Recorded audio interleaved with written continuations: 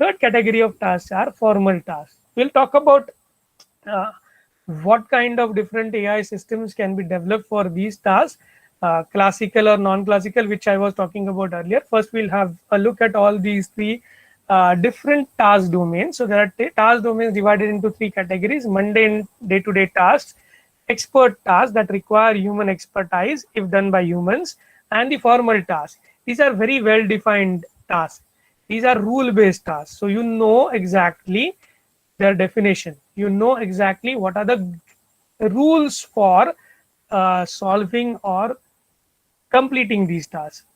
So all the tasks we mentioned over here, like the games, the puzzle games or games, chess, backgammon, checkers. So some of you might not know what is backgammon. Some of you might know.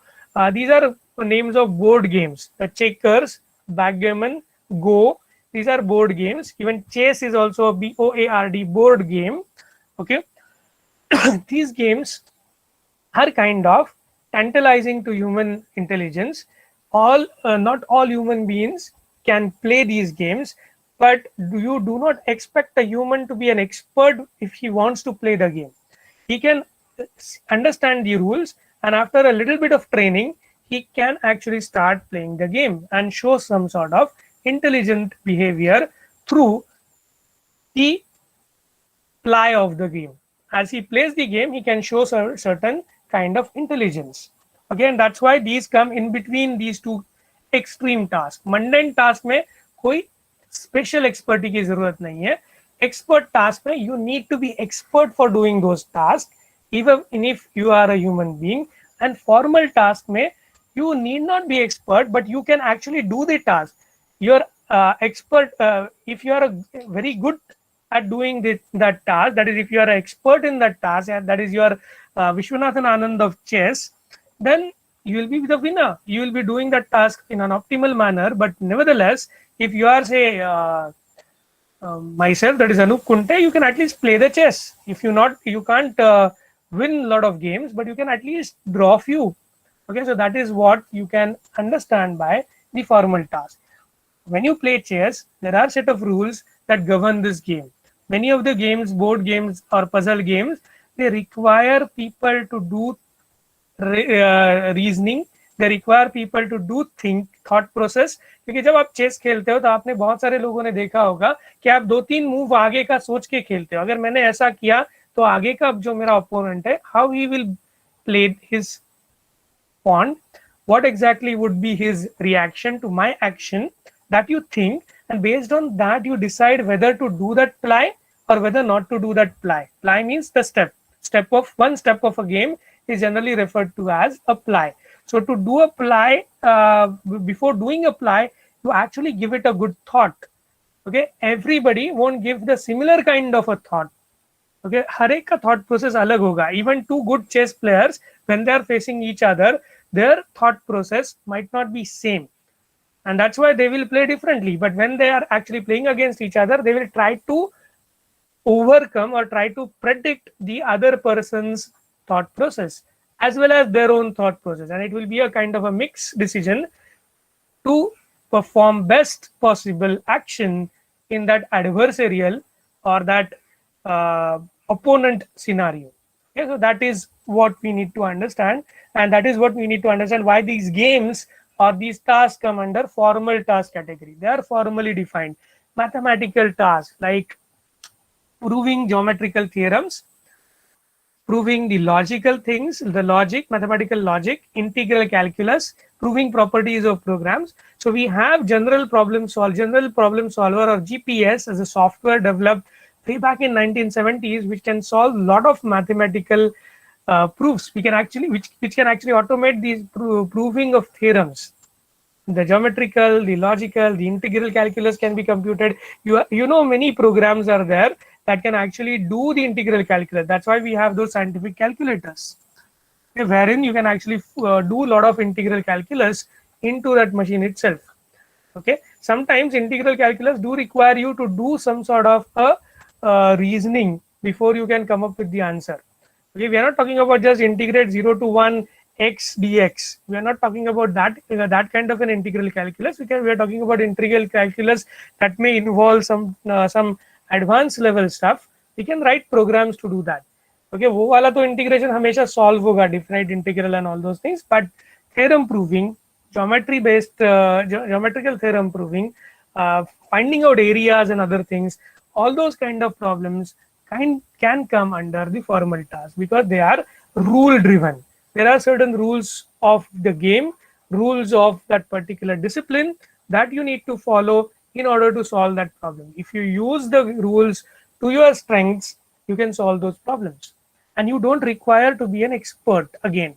You can know the rules, and using those rules properly, a combination of rules properly, you can solve the task. So these are the three extreme ways of classifying all the tasks which can generally be solved by an AI system. Out of which the initial ones, the mundane tasks, the first two mundane tasks that comes that are mentioned over there, they require mimicking the cognitive abilities of human beings. So human cognition जो है, human का जो abilities है, जो naturally दूसरे animals में इतना ज़्यादा नहीं दिखता, वो abilities use करना यहाँ पे ज़रूरत पड़ता है. So in our sixth chapter, we'll be focusing more on these kind of tasks, and we'll require modern AI. I should not use this word modern AI because there's nothing like modern AI, but the current AI applications, I should say, we will be using for doing these tasks. So currently AI, most of the AI development is focused on the cognitive abilities of human being, trying to mimic the cognitive abilities of human being. The common sense reasoning, the robotic control, the games and mathematics theorem proving, these are the tasks for which we will be learning techniques, for which we have algorithmic techniques. We have something called as a formal representation of an AI problem. It is called as state space representation. We have an agent representation. So all these tasks जो नीचे दिए गए task है, formal task और यहाँ के ये दोनों tasks. So I'll just mark them so that you'll understand. So first 4 chapter of our syllabus will be concentrating on ये अपने ये robot control नहीं, but then some part of robot control which comes under planning. Okay, that can be thought of that we are learning. So this requires certain kind of planning problem. So वो और ये वाले problem. So ये वाले problem जो है यहाँ के ये category के दोनों problems will be there in our syllabus. So we'll be learning small puzzles, small games which are tantalizing to human intelligence, which will require certain degree of human intelligence for solving them. And we will understand the techniques which people developed in order to solve these problems. And that is what our major focus in this particular subject would be. For mathematical theorem proving and the ones which are listed over there in the formal task as the second bullet, for these, we'll be extensively using something called as predicate logic and propositional logic. That is the logic-based, so predicate logic and propositional logic. We'll be using logical discipline for actually applying to solve such problems. Okay, this also can be applied to planning problems, nevertheless, but we are not talking about that. If you go earlier syllabus, they were talking about expert systems. These expert tasks that are mentioned over here, initially when AI was getting developed, people were trying to actually replace an human expert with an artificially driven program, artificially written program. So if I want to actually have a replacement for my medical officer in a company by a software that can dialogue with a employee and understand his current medical condition based on the known medical facts about him, okay, extensively in my database, and take a decision about whether he needs to be referred to with what kind of treatment. ये जो तरीके के systems है, उनको expert system बोला जाता है.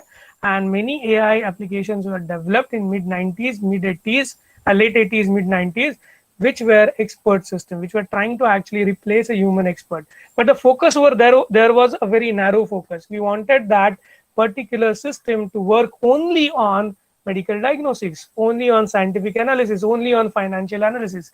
And that's why if we go back to our